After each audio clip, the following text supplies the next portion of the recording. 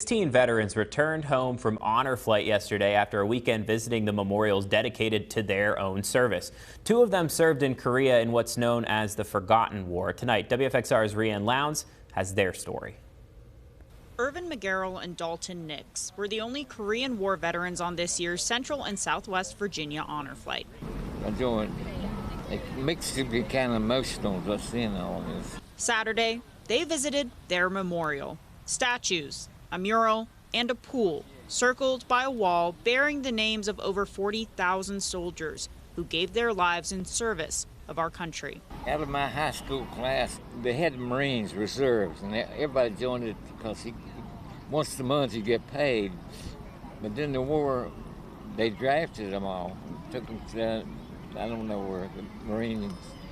They didn't get very much training. They shipped them to Korea. 10 of them out of my class got killed out of my graduating class. And I think 8 of them come back, 2 of them still over there somewhere.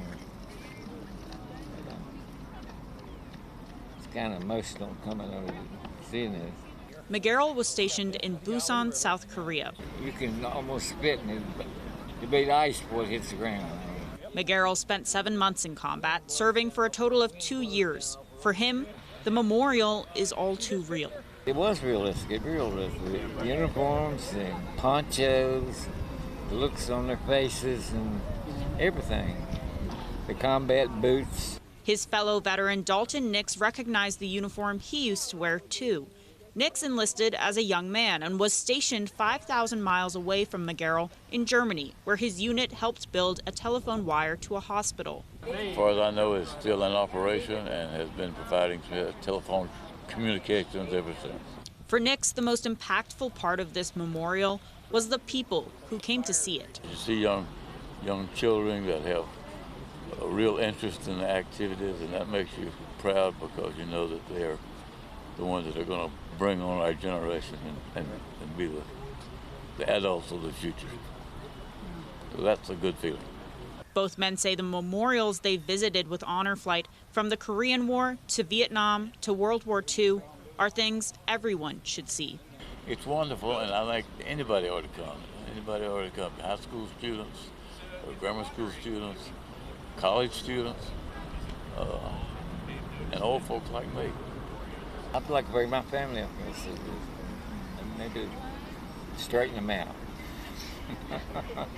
But their visit ended with something only a Korean war vet can experience. McGarrell having a chance meeting with a Korean woman who needed to say thank you.